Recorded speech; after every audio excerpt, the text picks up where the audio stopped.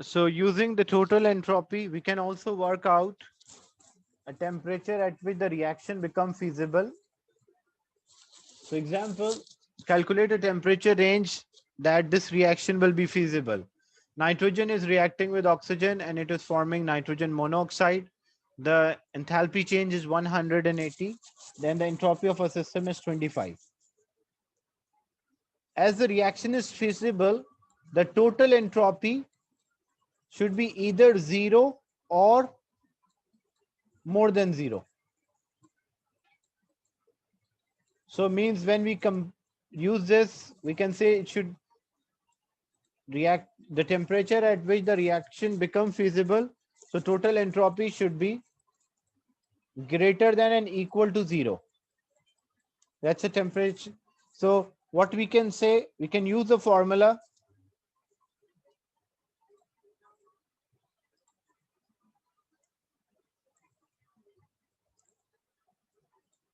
that the total entropy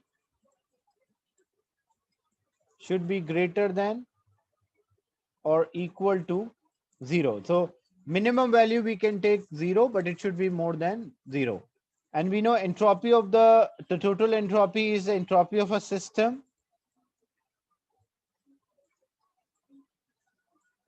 plus entropy of surrounding.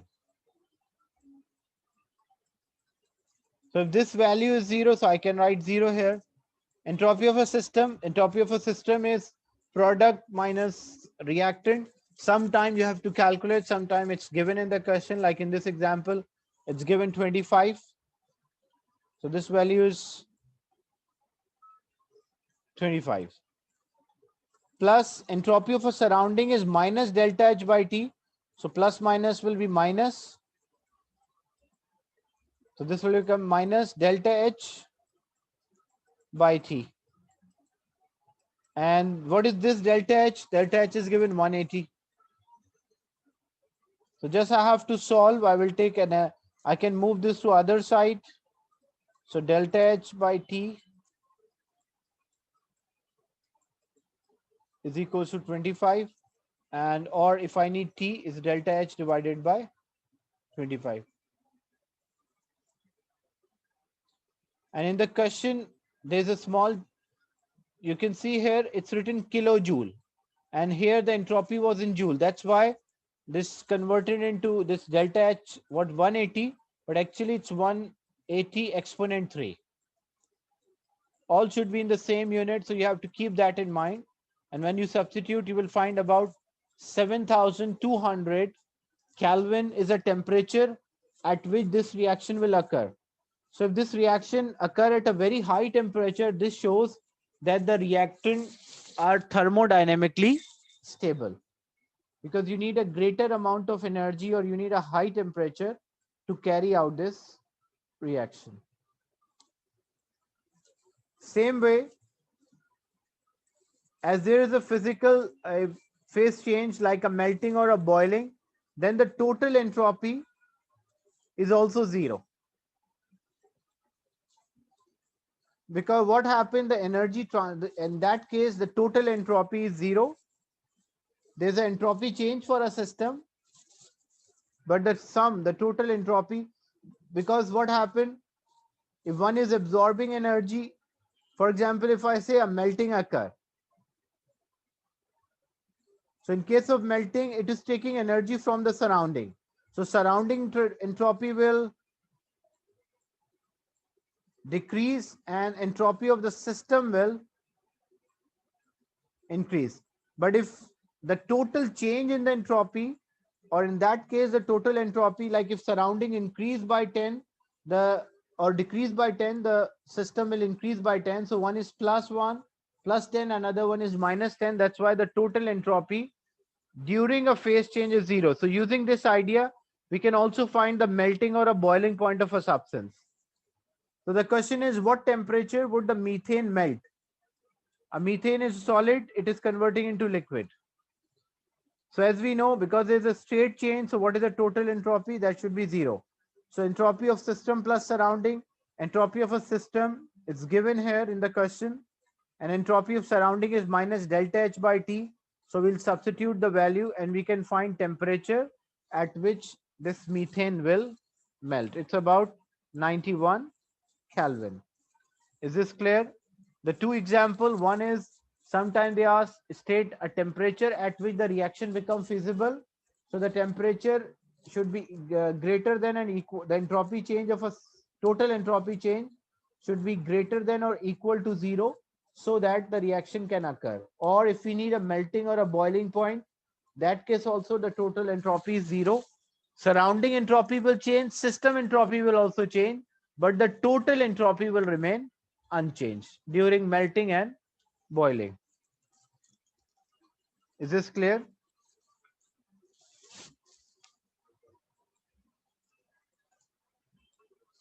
Any doubt in this point?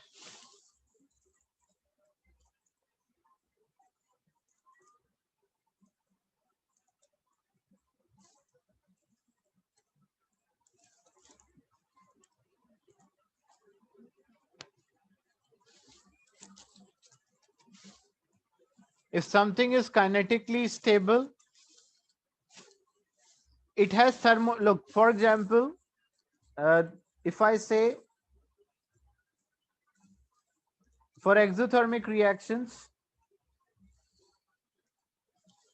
I can use the term thermodynamic stable for the product. So you have reactant.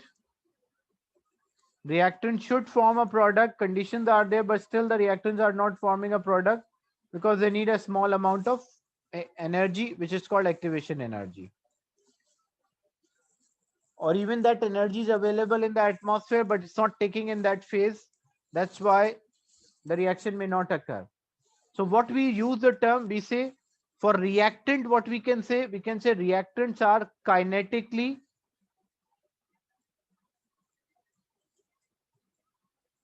stable. And for product, what we can say, if the product is formed, then it means the product will be thermodynamically stable. So we use the term kinetic stable. If reactant can form a product, but they are not forming a product, so we can say the reactants are kinetically stable. But if the reaction occur and the product is formed, then the product which is formed is known as the thermodynamically stable. Because from product to form back the reactant again, they need higher activation energy. Is this clear?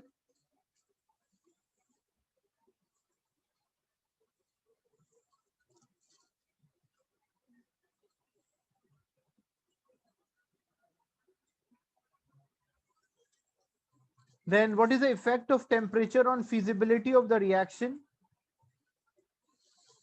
How temperature affects, as you know, like example, we have the total, it depends on whether a reaction is endothermic or exothermic, and then how it affects.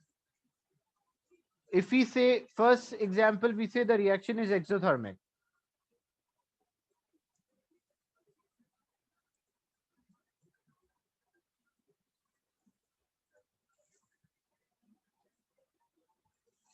So if the reaction is exothermic reactions release energy, what is the value of delta H? Because the total entropy of system plus surrounding. So delta H will be positive. Delta H is negative, but it will make this formula positive because entropy of the surrounding is minus delta H divided by T. So minus delta H minus minus will be plus. So that the final will be positive. So this sign will be positive. Now you can see this reaction. If the total entropy, so if a reaction is exothermic, the total entropy will be entropy of a system. Entropy of a system can be positive, it can be negative.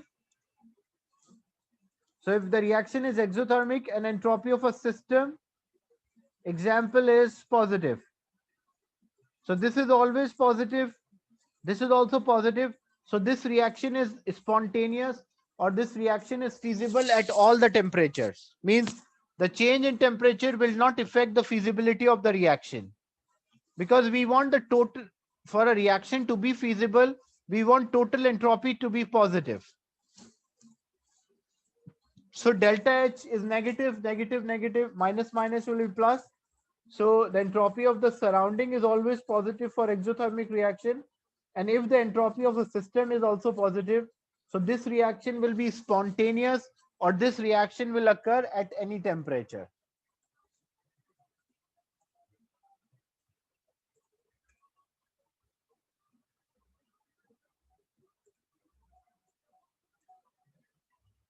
So this reaction is spontaneous at all temperature.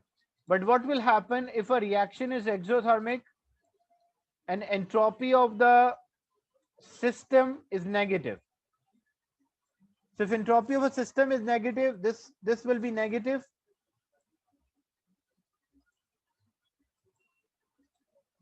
So what we want a higher value of this fraction, because this reaction, this is a positive fraction, so we want it to be positive, higher value. How I can have a higher value? If I need greater value of this fraction, whole fraction, then what I should do? I should decrease the temperature. So when I decrease the temperature, smaller denominator, so this fraction, this ratio will be higher. So this reaction will be spontaneous at low temperature.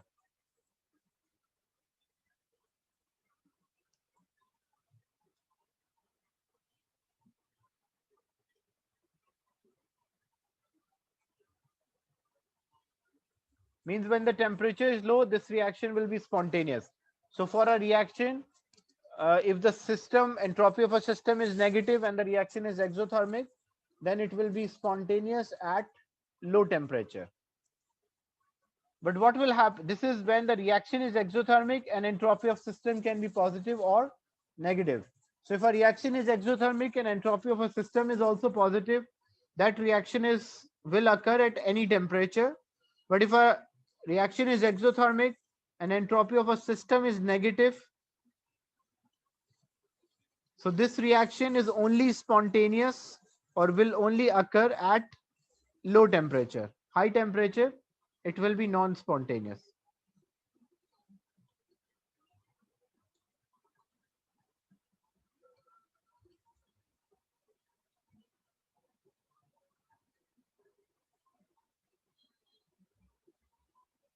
Is it clear?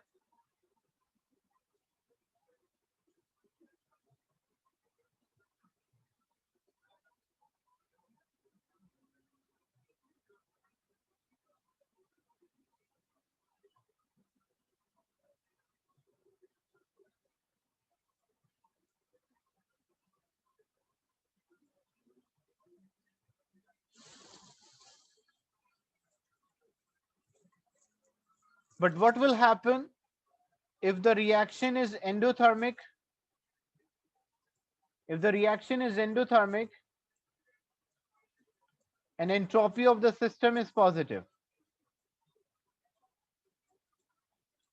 So if a reaction is endothermic, and so this is minus delta H by T, the entropy of the surrounding, and system is positive, so entropy of a system is positive. I want this fraction, because this is a negative value, this will make the total entropy negative. I want this value to be smaller. So if I want this value to be smaller, I should increase the temperature. So this reaction is spontaneous at high temperature.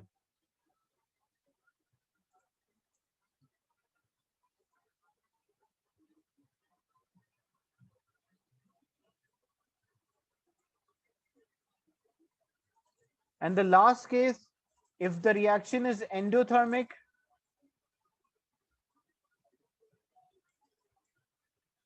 and the entropy of the system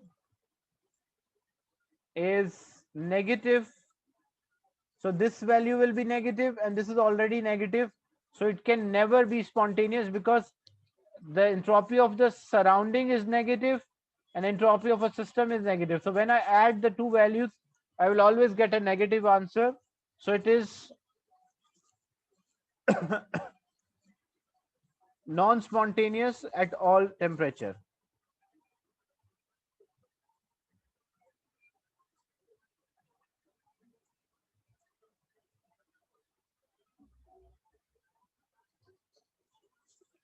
So you can work out whether a reaction is feasible at a certain condition depending on the nature or the type of a reaction and the entropy of the system.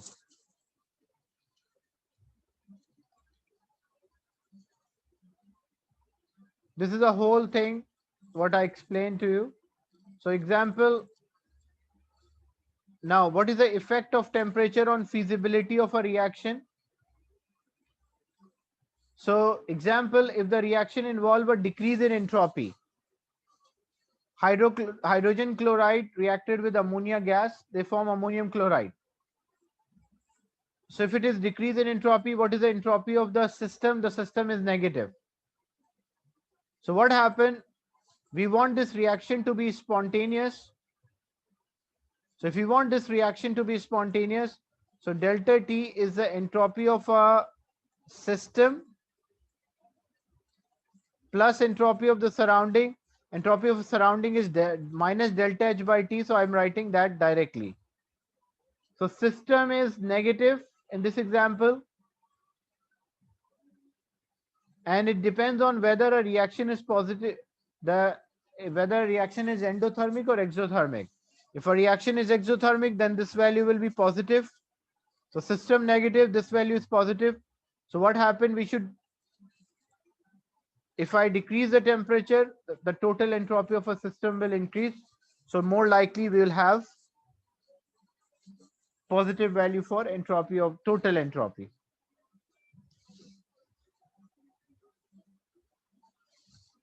So in this example, what happened? Like entropy of a system is negative, then increase in temperature, it's more likely, less likely that total entropy will be positive. Why the total entropy? Because if the reaction is endothermic, this minus delta H by T will remain negative. And if entropy of a system is also negative, even I change the temperature, but I cannot make this spontaneous.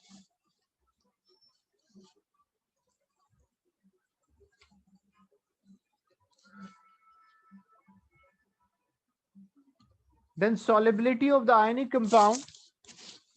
For solubility of ionic compound, again, it also depends on the factor, the total entropy. If the total entropy is positive, the reaction will occur or it will dissolve. And if total entropy is negative, the reaction will not occur. Before understanding the concept of solubility, you have to recall the idea of a lattice energy. What is a lattice energy? When ions are there in the gaseous state, and these ions will form a compound. The energy which is released, because it's a bond forming is exothermic, and that energy is called lattice energy. Same thing when ions are surrounded by water molecule, ions in the gaseous state convert into ions in the aqueous state. They also form a bond with water molecule. We call that as hydration energy. And what is enthalpy of a solution? When a solid dissolve in water and dissociate into ions in aqueous, we call that as enthalpy of solution. So how we can calculate the enthalpy of the solution? What is the way to calculate enthalpy of solution? We can also use the Hess law to relate this lattice energy with hydration energy and enthalpy of solution. So as we have, like example, if I say sodium chloride is there in a solid state, it convert into sodium ion in a gaseous state, aqueous state, plus chloride ion in aqueous state. So when solid change to ions change to ion in aqueous, we call that as enthalpy of solution. I can say delta H. But maybe I have sodium ion in a gaseous state and I have chloride ion in a gaseous state, and they will form sodium chloride in a solid state. So if it forms sodium chloride in a solid state, we call this as a lattice energy. And when sodium ion and chloride ion in a gaseous state convert into sodium ion and chloride ion in aqueous state, we call that as enthalpy of hydration or hydration energy. So if I apply the Hess law, where the two arrows are pointing out, that's the start of the cycle. Where two arrows are pointing in, that's end of the cycle. So I can say the lattice energy plus enthalpy of the solution. So arrows are pointing out. So this plus this equals to enthalpy. So I can say enthalpy of a solution plus the lattice energy is equals to hydration energy. Or when I move to lattice energy other side, so I can say enthalpy of a solution is hydration energy minus lattice energy. But when you calculate the hydration energy and lattice energy, because both are bond forming is exothermic. So lattice energy is also negative and hydration energy is also negative. So in terms of values, and we want the answer, we want enthalpy of the solution, we want the enthalpy of a solution to be negative. Because when the enthalpy of a solution is negative, the reaction means exothermic, so that reaction can occur or it can be spontaneous. But if it's an endothermic reaction, so then it cannot be, and delta H will be positive, so it will not be spontaneous at all the conditions. So enthalpy of a solution is hydration minus lattice energy. So if enthalpy of a solution is coming out negative, it means the substance will dissolve. And if enthalpy of a solution is positive, then the substance will be insoluble or it will not dissolve. Then we have, this is at that specific temperature, we will find the total entropy, and we can identify from total entropy the solubility as well. So if we want to calculate enthalpy of a solution, it is hydration energy minus lattice energy. And the trend in the lattice energy, you have to recall that trend, how the lattice energy changes. The lattice energy become less negative, like lithium chloride, sodium. What is the reason for that? Because like example in lithium is a smaller charge, means a small size. So it has greater attraction towards the chloride ion as compared to sodium. So as we go down the group for the compounds for metals, as we go down, as the size increase, the lattice energy will decrease. So lattice energy is higher when the charges are smaller in size. Both should be smaller. And when there's a greater charge on them, it will have higher lattice energy. Like example, when you compare calcium oxide with calcium sulfide, sulfur is below oxygen. So sulfur is having a greater size as compared to oxygen. So oxygen, calcium oxide will have a higher lattice energy, and calcium sulfide will have a lower lattice energy because ions are bigger in size. So weak attraction between the ions.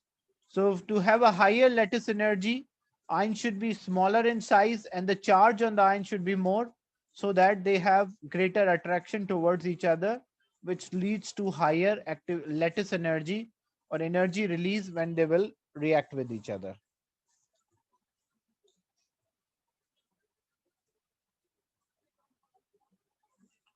This is just now I discussed with you the enthalpy of a solution, how to calculate the enthalpy of a solution.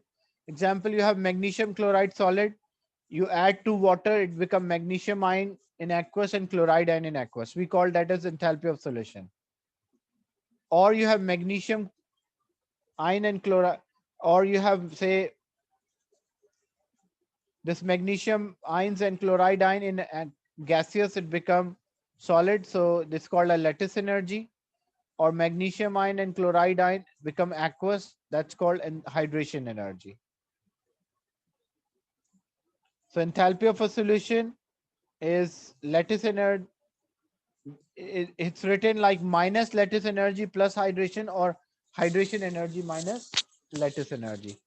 So when ionic substance dissolve, the lattice energy must be broken, because what happened, how the solubility, the concept use here, say if we have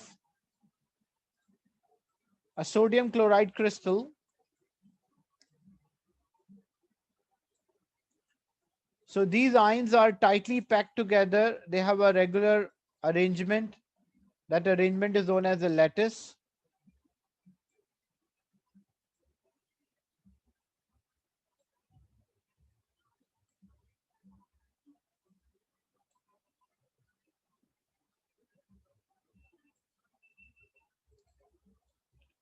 So magnesium chloride is there, or sodium chloride, NaCl. So to break this, the lattice energy, definition of a lattice energy means energy released when ions form a compound. That's the definition of lattice. But what happened if the lattice energy is 100 joule per mole?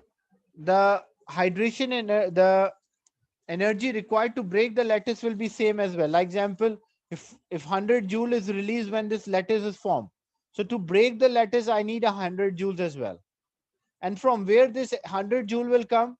It will come from hydration energy. When we add a solid or a salt to water, the ions will attract each other and form a bond. So when ions will form a bond, that release energy, if this hydration energy is higher than the lattice energy, then the substance will break down, or lattice will break down and it will dissolve. But if lattice energy is higher than the substance, then the hydration energy, then the substance will not dissolve.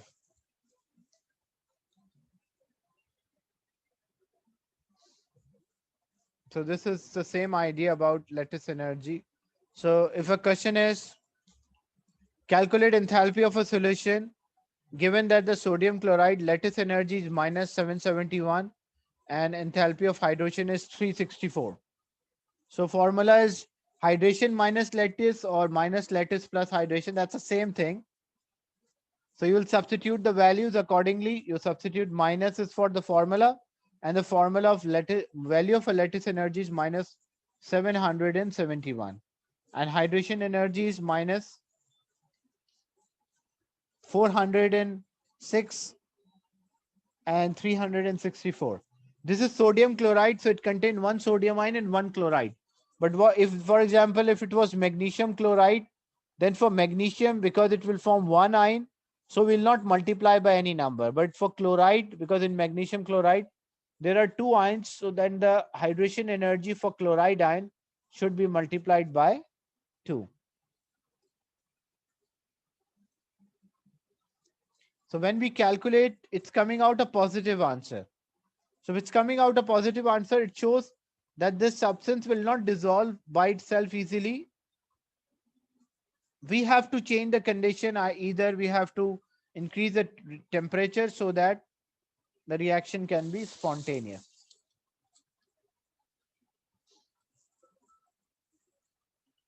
Then the hydration energy. The hydration energy depends on the charge density. Charge density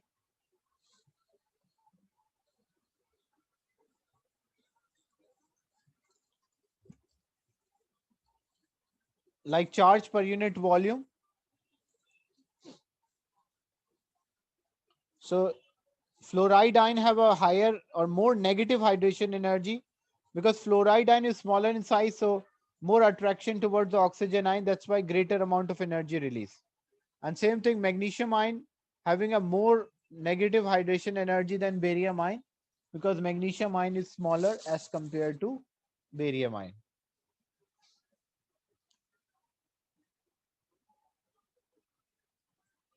So for hydration energy to be higher, the charge density should be greater. Charge density greater means smaller volume, and higher charge will leads to greater hydration energy.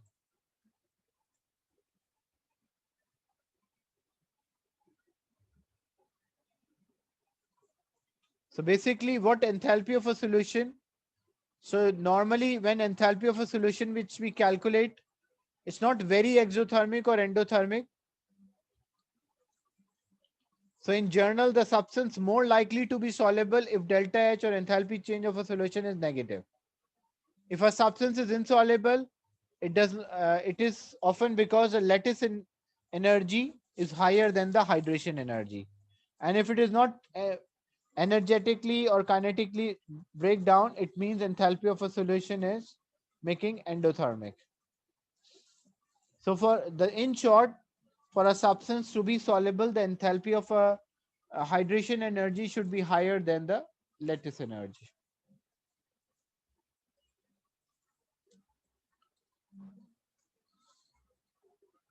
And the total entropy should be positive. So what happened, for example, for a salt where the enthalpy of a solution is exothermic or delta H is negative, so this value will become positive. So this is positive. So salt will dissolve at all temperature, and this is already entropy of a system, because when the salt dissolves, entropy of a system will be positive because there are more ions, more particles in a solid state, less random move. There's no random, there's vibratory motion, but no random movement. But when it dissolves, it will dissociate into ions. So more charges are more particles or distribution of the particle. That's why the entropy increases. Same way, if a reaction is endothermic, so if a reaction is endothermic, this value will be negative. And entropy of a system should be positive. So how we can make it feasible? So we want this value to be smaller. If we want this value to be smaller, then we should increase the temperature. That's why the salt will become soluble as a total entropy will be positive. So at what condition the total entropy is a positive? When at higher temperature.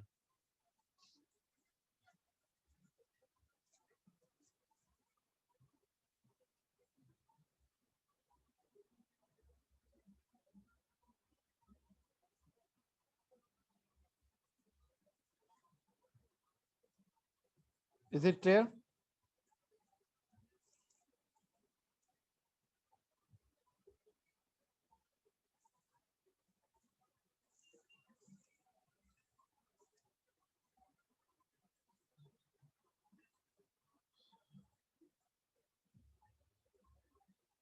Now some questions related to entropy and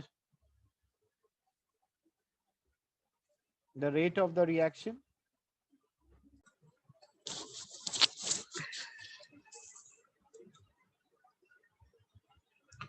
So example, which reaction has the most positive entropy? What could be the answer? Which reaction is having the most positive entropy?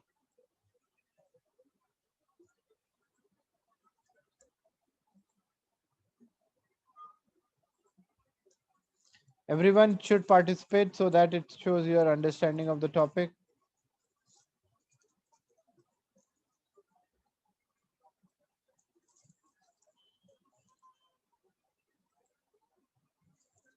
D is the right answer because you have both gases, two particles or moles of a gas.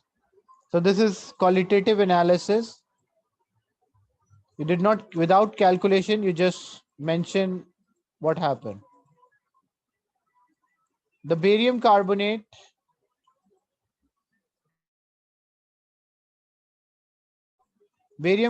decomposed in endothermic reaction and was heated to 1500. What are the signs for entropy change at 1500?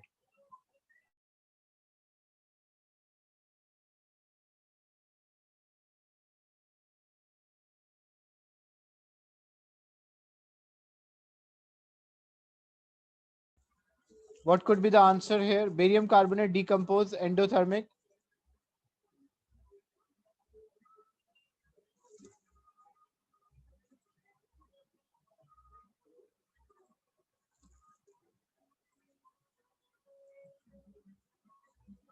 Look,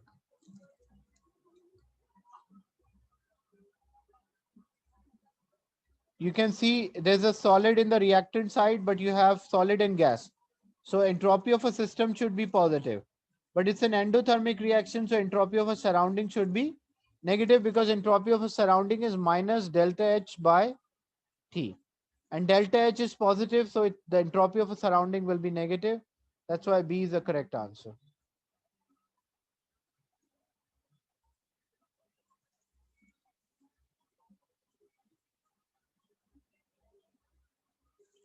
Which of these solid substance likely to have the greatest standard entropy?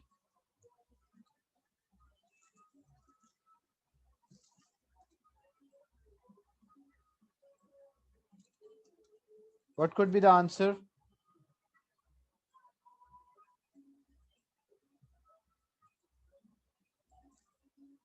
Yeah, these, because having greater number of particles, so D is the right answer.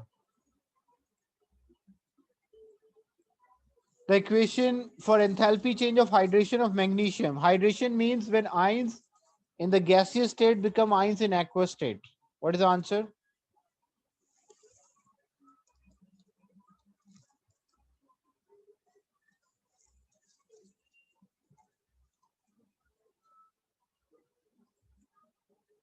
So B is the right answer for this.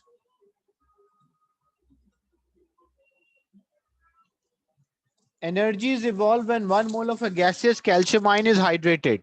This reaction is more exothermic than corresponding value of barium. Why the hydration energy is higher? Because for calcium is higher than barium, because calcium is smaller in size and same charge. So what's the answer? So ionic radius of calcium is smaller than of barium. So D is the right answer.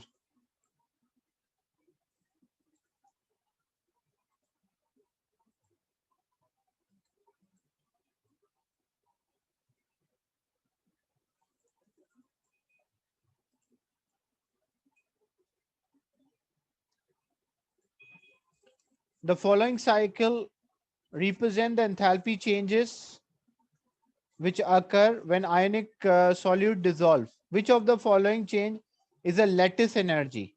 Lattice energy means when ions in the gaseous state will convert into ions in a solid state. Sorry, compound in a solid. So this is solid change to aqueous is W, but negative, this will be minus W.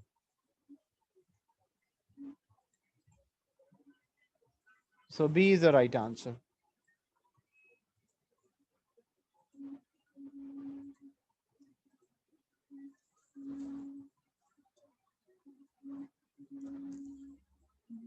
Energy given out when 1 mole of a gaseous strontium ion is hydrated. This energy is less exothermic than corresponding magnesium. Why magnesium is giving more energy as compared to strontium? What's the reason for that? Basically, hydration energy is more. So why? Because magnesium is smaller in size, so higher hydration energy.